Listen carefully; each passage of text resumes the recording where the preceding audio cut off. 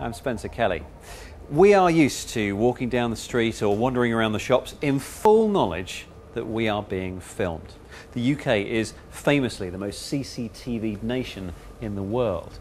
But with all those cameras and all that footage, you may be tempted to think that a lot of it is going unwatched. Well, Peter Price has been looking at the problem of surveillance overload from a different angle. London's West End, a hive of activity, all caught on camera. Deep underground, trained professionals monitor 120 feeds, coordinating the search for everyone from terrorists to petty thieves. On the streets at least, because go indoors into the smaller shops and monitoring of CCTV becomes simply unaffordable. Now though, in a controversial scheme, people like Robert Stevenson are being employed to fill the gaps. For £13 a year, Robert's become a part-time crime fighter for a new website called Internet Eyes. He's shown live streams of CCTV from 2 convenience stores somewhere in the country. If he spots something suspicious, he'll alert the shop owner of a potential thief.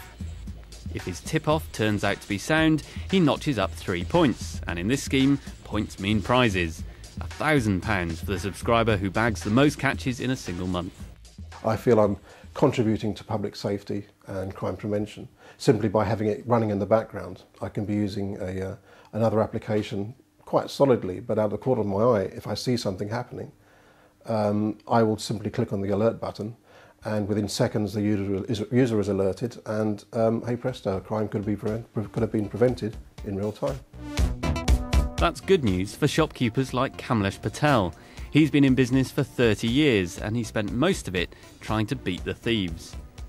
Wiring his store with 16 cameras hasn't solved the problem, because with only a few staff, watching the CCTV takes second place to serving the customers. So now he's hooked up to the scheme. 4 of his cameras are connected to the Internet Eyes service using the shop's broadband connection.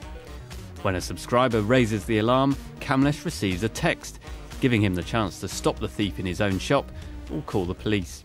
The problem is that small businesses are losing a lot of gear through shoplifting, and we've come up with a solution by streaming live footage to our audience, which are viewers at home, who can alert the shopkeeper, who 90% of the time is filling shelves or working the till or doing stock control, hasn't got time to look at his CCTV.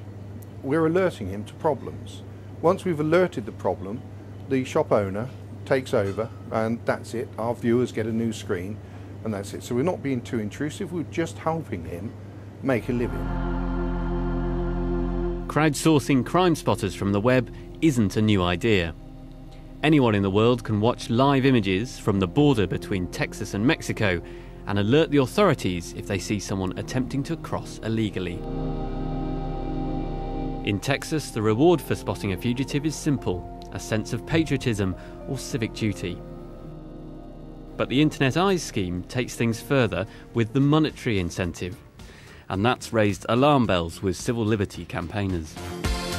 After all, how many people know that popping down to the shops for a pint of milk first thing in the morning could be beamed to amateur sleuths across the net?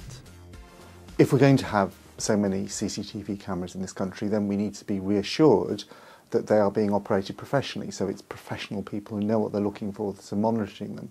But the problem with this Internet Eyes scheme is that effectively setting it up as a competition, people are going to be competing to see who can get the most hits in a month, and this is bound to lead to lots of people being accosted in shops or wherever for the wrong reason. But beyond that, I think we need to be reassured that people who are monitoring CCTV cameras know what they're looking for and know their obligation of the Data Protection Act, know that they're not supposed to record stuff, pass it on, use it inappropriately. So with some unease about letting untrained individuals loose on live CCTV images, technology could come to the rescue. By removing the individual from the equation, it could be that worries about privacy also disappear. This system, developed at Leeds University, can spot bikes being stolen. It's part of a body of research called video analytics, which aims to help CCTV supervisors by analysing live images.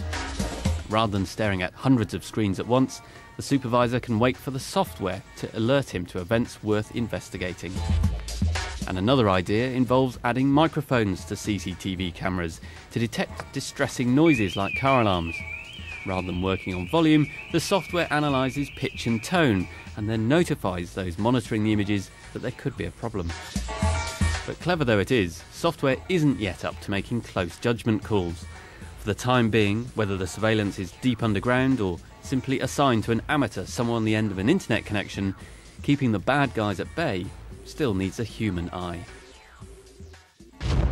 Peter Price. Now that report raises some interesting questions, doesn't it?